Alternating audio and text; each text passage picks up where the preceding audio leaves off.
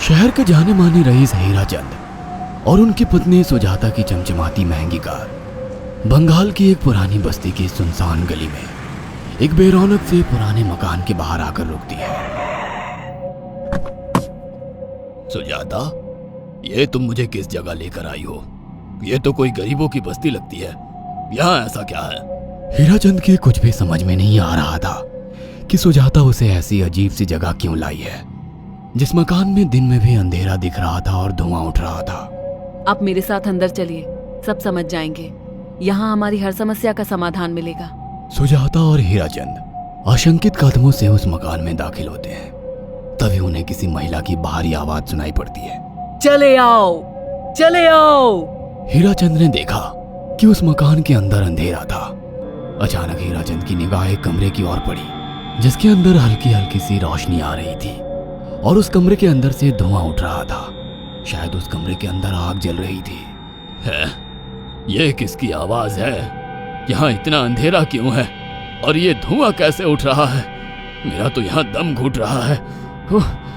सुजाता और हीराचंद धीरे धीरे कदमों से उस कमरे के अंदर चले गए। अंदर वाले कमरे में बिखरे बाल वाली एक खूबसूरत सी बूढ़ी औरत सामने जल रही आग में एक मुर्गी की गर्दन काटकर उसका खून गिरा रही थी और मुर्गी का शरीर छटपटा रहा था। ये देखकर सुजाता को उबकाई आने लगी। हीराचंद ने सुजाता की ओर देखकर कहा, तुम ही मुझे यहाँ लेकर आई हो और खुद ही घबरा रही हो। कौन है ये भयानक सी शक्ल वाली औरत और हम यहाँ क्यों आए हैं? अचानक उस औरत ने एक झटके में मुर्गे की गर्दन धड़ से अलग कर दी। ये देखकर सुजाता के मुंह से चीख निकल गई और सेठ हीराचंद भी सहम गया।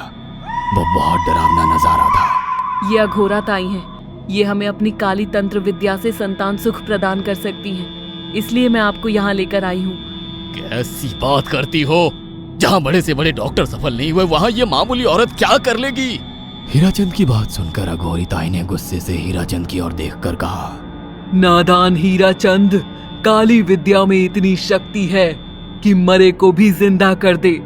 संतान पैदा कराना कौन सा मुश्किल है? तुम्हें मेरा नाम कैसे पता? क्या तुम सच में हमें संतान सुख दिला सकती हो? तुम जितनी दौलत मांगोगी मिल जाएगी, अगर ये संभव है तो। संतान का नाम सुनते ही हीराचंद की आंखों में चमक आ गई। वह संतान के लिए कुछ भी कर सकता था। तुम लोगों को मुझे एक नवजात शिशु लाकर देना होगा। मैं उस शिशु की बलि चढ़ा दूंगी और फिर वही शिशु तुम्हारे घर में फिर से जन्म लेगा। नवजात शिशु की बलि का नाम सुनते ही सुजाता और हरिचंद डर के मारे सिहर गए, पर उनकी आंखों में उनकी संतान का सपना ज्यादा बड़ा था। वो सब करने को तैयार थे। अघोराताई, आप जैसा कहेंगे हम वैसा करेंगे। बस हमें संतान सुख दिला दो। बिना वारिस के हमारी दौलत किस काम की? संतान सुख के लिए अंधे हो चुके सुजाता और हरिचंद अपनी नौकरानी शीला से एक नवजात बच्ची चोरी करवा के अघोरिताई को दे देते हैं।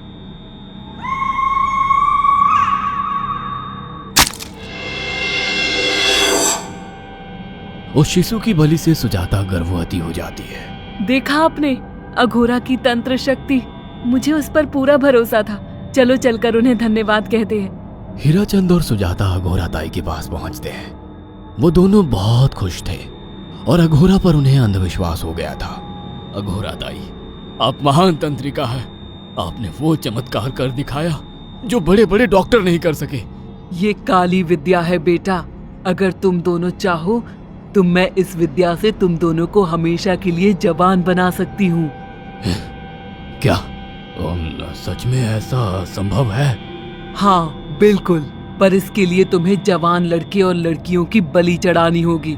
तुम उन्हें यहाँ तक लाओ, बाकी मैं देख लूंगी। जवान रहने की लालच में अंधे सुजाता और हरिचंद एक अनाथ आश्रमों से हर रोज एक लड़की या लड़के को गोद लेने के बहाने अघोरी के पास बलि चढ़ाने ले जाने लगे। और एक दिन अघोरी ताई ने हीराचंद और सुजाता से इंसानी मांस खाने को कहा।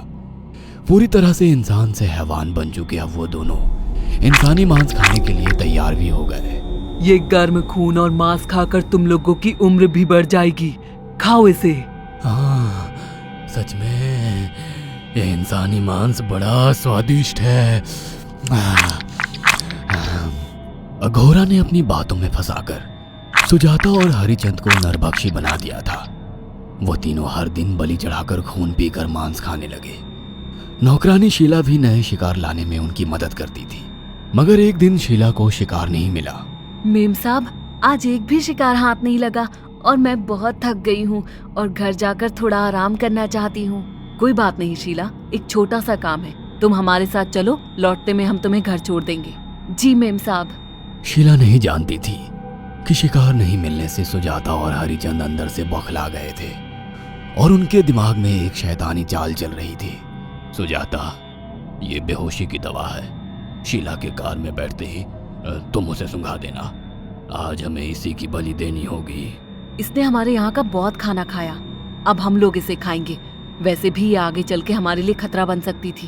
कार में बैठते ही सुजाता शीला को बेहोश कर देती है और वो लोग सीधे अघोरी ताई के यहाँ पहुंच जाते हैं, जहां अघोरी ताई शीला की बलि चढ़ा देती है और तीनों मिलकर उसे नोच कर खाते हैं।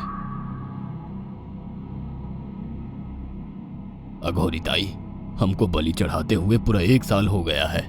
हमारा बेटा भी साल भर का हो चुका है। अब और कितनी बलि देनी होगी?